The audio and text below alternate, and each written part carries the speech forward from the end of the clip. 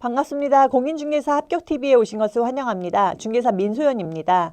이제 연휴도 지났고 정말로 새로운 마음으로 해서 다시 한번 재도전하시는 분도 계실 거고 마음을 다잡고 이번 34에서 꼭 시험에 붙어야지 하시면서 처음으로 도전하시는 분도 계실 텐데요. 그 모두 다 합격하시기를 꼭 바랍니다. 오늘은 이제 세 번째 시간으로 해서 제가 개업공인중개사의 겸업 제한 등에 대한 이야기를 해볼 건데요. 보시게 되면 이 겸업 같은 경우에는 대상은 첫 번째로는 공인중개사인 개업공인중개사가 있고요. 두 번째 같은 경우에는 법인인 개업공인중개사가 있습니다. 세 번째로는 부칙, 그러니까 중개인이 있는데요. 이 세 명의 사장님을 대상으로 해서 어떤 업무가 가능하고 어떤 업무는 되지 않고 이런 거에 대해서 이 겸업에 대해서 알아볼 거예요. 보시게 되면 이 표를 보시면 개업공인중개사 같은 경우에는 제일 먼저 처음 중개업은 당연히 할 수 있고요. 이 법인이 할 수 있는 이 14주 업무 또한 당연히 가능합니다. 그리고 나면 경매 및 공매 대상, 권리분석 및 취득의 알선하고 매수 신청, 그리고 입찰 대리 신청을 할 수가 있습니다. 그리고 그 밖에 기타 업무도 같이 다 할 수 있어요. 그래서 개업공인중개사 같은 경우에는 특별하게 다른 법에 의해서 적용을 받지 않는 이상은 모든 것을 특별하게 다 할 수 있습니다. 제약을 받지 않고. 법인 같은 경우에는 덩어리가 크다 보니 이제 14주 업무만 할 수 있는데요. 첫 번째 중개 업무는 당연히 할 수 있고요. 그리고 나면 두 번째, 개업공인중개사를 대상으로 한 중개업의 경영기법 및 경영의 정보를 제공할 수 있습니다. 뭐 프랜차이즈 같은 이런 것들 이야기하는 거죠. 그리고 나면 세 번째는 경매 및 공매 대상의 부동산에 대한 권리 분석 및 취득의 알선과 매수 신청 또는 입찰 대리 신청을 할 수 있고요. 네 번째는 부동산의 이용 개발 및 거래에 관한 상담, 그러니까 컨설팅을 이야기하는 거죠. 그런 것들을 충분히 할 수 있고 다섯 번째로는 상업용 건축물 및 주택의 분양 대행입니다. 그래서 보시게 되면 여기에서는 상업용 건축물 그리고 주택 이렇게 해서 분양 대행을 할 수 있는 거고요. 여섯 번째도 마찬가지 상업용 건축물 및 주택의 임대 관리 등 부동산의 관리 대행을 할 수 있어요. 그래서 보통은 이제 여기에서 가끔 상업용의 농업용, 공업용 이렇게 해서도 나오긴 하는데 그래서 요거에 대해서 잘 헷갈리지 않고 상업용 건축물하고 주택입니다. 그리고 나면 일곱 번째로 중개업에 부수되는 도배이사업체의 소개 또는 그에 따른 용역의 알선, 예를 들면 뭐 입주 청소도 그거에 대해서 포함이 되는 거죠. 그래서 그런 것들에 대해서 법인은 할 수 있고요. 그리고 나면 여기 부칙, 이제 자격증이 없는 분이시죠. 그래서 중개인 같은 경우에는 중개 업무는 당연히 할 수 있고 근데 이제 이 14주 업무도 다 할 수 있지만 그중에 자격증이 없기 때문에 경매 그리고 공매 대상 권리 분석 및 취득의 알선과 매수 신청 또는 입찰 대리 신청은 할 수가 없습니다. 그래서 이것을 제외한 나머지 중개업과 기타 겸업이 가능합니다. 그래서 이렇게 세 가지를 비교해 보았는데요. 일단 법인이 가장 시험 문제에 많이 나와요. 그리고 또 이렇게 많기도 하잖아요. 그래서 보시게 된다 그러면 중개업 당연히 할 수 있고 두 번째 2번 개업공인중개사를 대상으로 하는 여기에서 개업공인중개사가 아닌 의뢰인을 대상으로 하는 경영기법 및 경영정보가 아닙니다. 개업공인중개사를 대상으로 하는 경영기법 및 경영정보 제공을 할 수 있고요.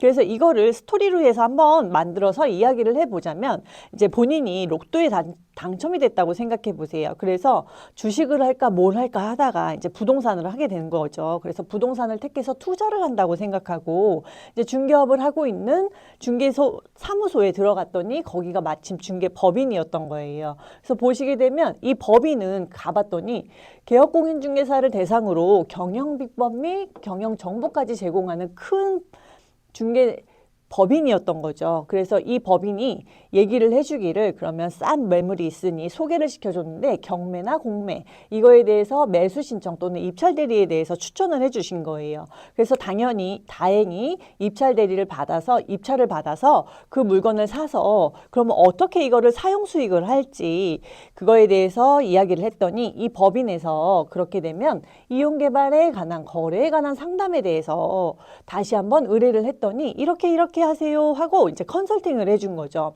그래서 그거에 대해서 상업용 건축물로 그러면 뭐 1층, 2층은 상업용 상가 짓고 뭐 위에는 주택을 지어서 분양을 하세요. 이렇게 얘기를 해서 저희가 분양도 해드리고 이렇게 해서 남은 것들은 분양하고 남은 것들은 관리도 해드리겠습니다. 라고 하면서 대신에 저희가 이거에 대해 부수한 도배, 이사업체의 뭐 용역의 알선은 저희가 그거에 대해서 소개도 다 하고 그래서 이 건물에 대해서 저희가 그러면 모든 것을 열심히 책임지고 관리를 해드리겠습니다. 라고 한 거예요. 그래서 이렇게 스토리로 해서 외워주시는 것도 좋습니다. 그러면 이제 다음은 문제를 한번 대입해서 풀어보겠습니다. 이거는 이제 32회에 나왔던 문제예요. 그래서 보시게 되면 법인 업무 범위에 해당하지 않는 것은 하고 나왔는데요. 않는 것은 했습니다. 그래서 1번 주택의 임대관리 이거는 할 수 있다고 아까 나와 있었죠. 법인에서. 그리고 부동산의 개발에 관한 상담 및 주택의 분양 대행 그렇죠. 요것도 할 수 있다고 나왔어요. 근데 3번 같은 경우에는 개업공인중개사를 대상으로 한 아까 뭐였죠? 경영기법 그런 거 제공하는 건데 여기 공제 업무의 대행이라고 나왔죠. 그렇기 때문에 이게 틀린 겁니다. 그리고 나면 4번째 공매 대상 부동산에 대한 취득의 알선 이것도 맞는 지문이 되고요. 5번째 같은 경우에는 중개 의뢰에 따른 이사업체의 소개 이것도 맞는 지문입니다. 그래서 아까 그 법인에서 나왔던 시험 문제가 32회 때도 나왔었습니다. 그리고 나면 다음 페이지 한번 볼게요. 이거는 31회 때 문제인데요. 보시게 되면 마찬가지 법인 겸업할 수 있는 것은 하고 나왔습니다. 그래서 31회 때 문제인데 여기에서 이제 있는 것이라고 했으니까 맞는 거 찾으면 되는데 주택용지의 분양대행 하고 나왔는데 주택용지가 아니고 주택에 대한 분양대행 이렇게 되면 맞는 거죠. 근데 용지면 토지기 때문에 안 되고 2번째 같은 경우에는 건물 분양 및 관리대행 했기 때문에 이건 맞는 거예요. 주목 맞는 거고요. 디귿번 같은 경우에는 부동산의 거래에 관한 상담 및 금융의 알선은 틀린 거고요. 그렇죠? 그리고 나면 여기에서 보시게 되면 공매는 맞는데 동산이 아니죠. 그렇죠. 부동산에 대한 입찰 대리 신청에 대한 대리를 하셔야 되는 거죠. 그래서 얘도 틀린 거고. 미음번 같은 경우에는 법인인 개업공인중개사를 대상으로 그렇죠. 개업공인중개사를 대상으로 한 경영기법에 제공했으니까 맞는 겁니다. 그래서 기억번 틀리고 그리고 디귿번 틀리고 리을번 틀리고 맞는 거는 리음 미음이에요. 그래서 보시게 된다 그러면 있는 것은 하고 나왔으니까 여기 2번이 되겠죠. 자, 그 다음에 다음 페이지 볼게요. 자, 이번에는 옳은 것은 하고 나왔습니다. 33회 때 문제고요. 이거는 중개업 토탈 문제예요. 그래서 중개업에 대한 파트에서는 보통 이제 그 법인이 14조 업무가 무엇인지가 한 문제씩 보통 나오고 그 다음에 이거는 이제 종합 문제라고 보시면 됩니다.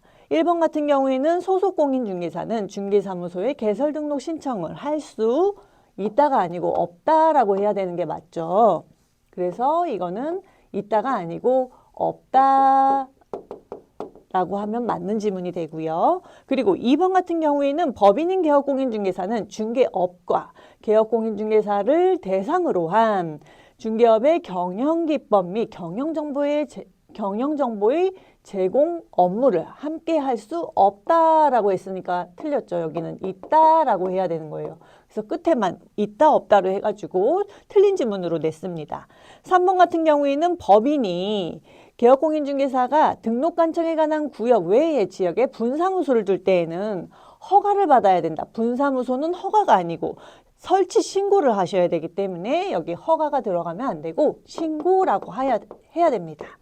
4번 같은 경우에는 보시면 소속공인중개사는 천막 임시중개시설물을 설치할 수 있다가 아니고 당연히 할 수가 없죠. 그래서 이것도 없다라고 해야 됩니다. 5번 같은 경우에는 이제 맞는 질문인데요. 이거는 뭐에 대한 이야기냐면 보시게 되면 개업공인중개사는 표시광고에 보조원에 관한 사항을 명시하여서는 아니 된다. 그렇죠? 요거 표시광고에 대한 이야기죠. 그래서 요거는 맞는 지문이 됩니다. 표시광고 보조원은 명시하면 아니 된다 해서 정답은 5번입니다. 그래서 짧게 이렇게 세 문제를 풀어봤고 법인에 대해서 이제 이야기를 해보았습니다. 그래서 두루두루 중개업 파트 분야는 다 알아두시긴 하셔야 되는데 보통 법인 문제가 많이 나왔기 때문에 법인은 충분히 더 숙지하시고 법인 14조 업무는 충분히 외우고 가셔야 됩니다. 감사합니다.